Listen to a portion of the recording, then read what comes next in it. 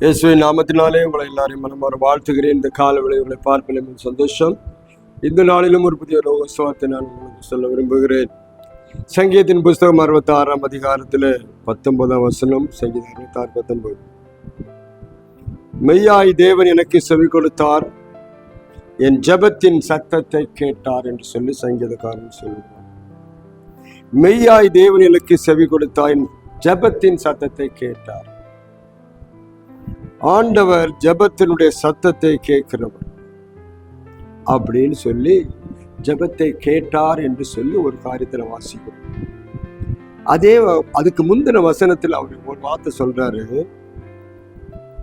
என் இருதயத்தில் அக்கிரம சிந்தை கொண்டிருந்தேனால் ஆண்டவர் எனக்கு செவி கொடார்.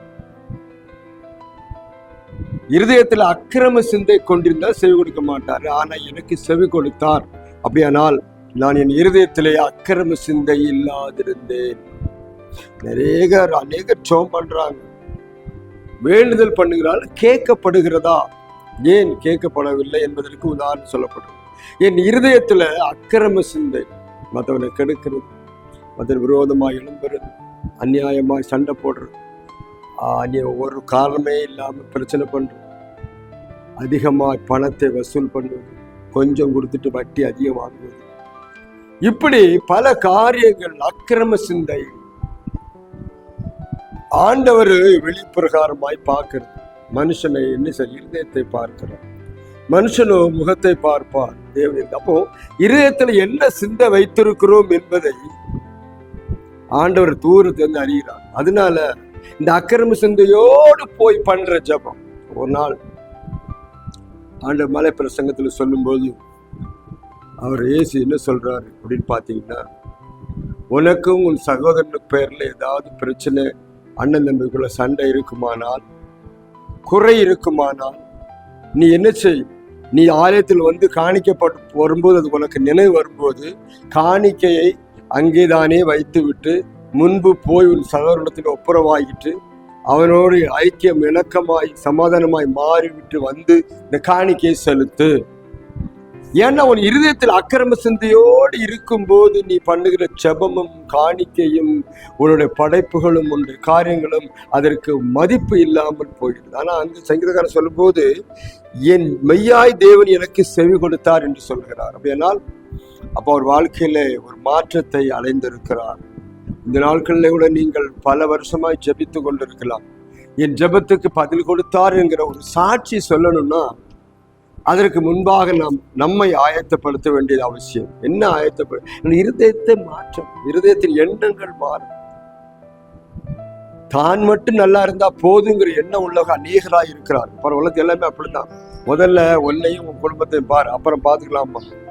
அது உண்மைதான். ஆனா அதே சமயத்துல மற்ற தவக்கு இல்லாட்டாலும் மற்றவங்களுக்கு இருக்கணும்னு நினைக்கிற எத்தனையோ பிள்ளைகள் இருக்கிறாரு, எத்தனையோ இருதயம் இருக்குது. அந்த இருதயம் தான் ஆண்டவர் விரும்புகிறார்.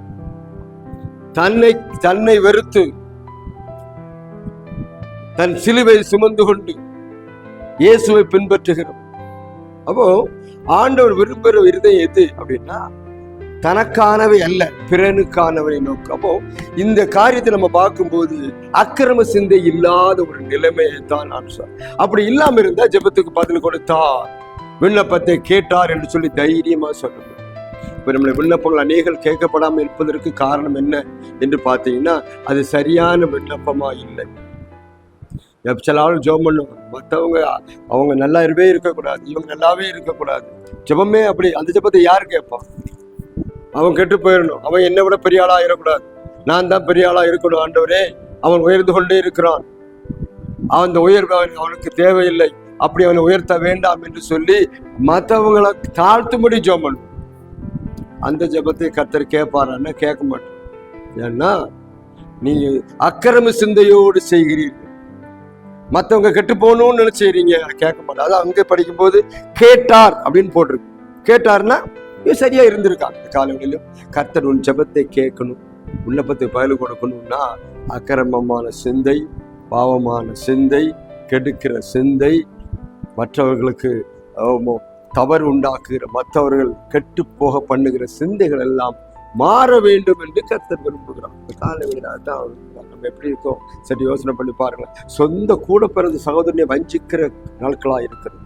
கூட பிறந்த சகோதரியை வஞ்சித்து எடுத்து வச்சுக்கிறாங்க, கொடுக்க மாட்டேன்றாங்க. சொத்து உனக்கு பங்கு கிடையாது, அப்பா அம்மா சொத்துல பிள்ளைகளுக்கு பங்கு கிடையாது, பொண்ணுங்களுக்கு பங்கு கிடையாது, அது இது கிடையாது என்று சொல்லி அவளை வஞ்சிக்கிறதை நாம் பார்க்கிறோம்.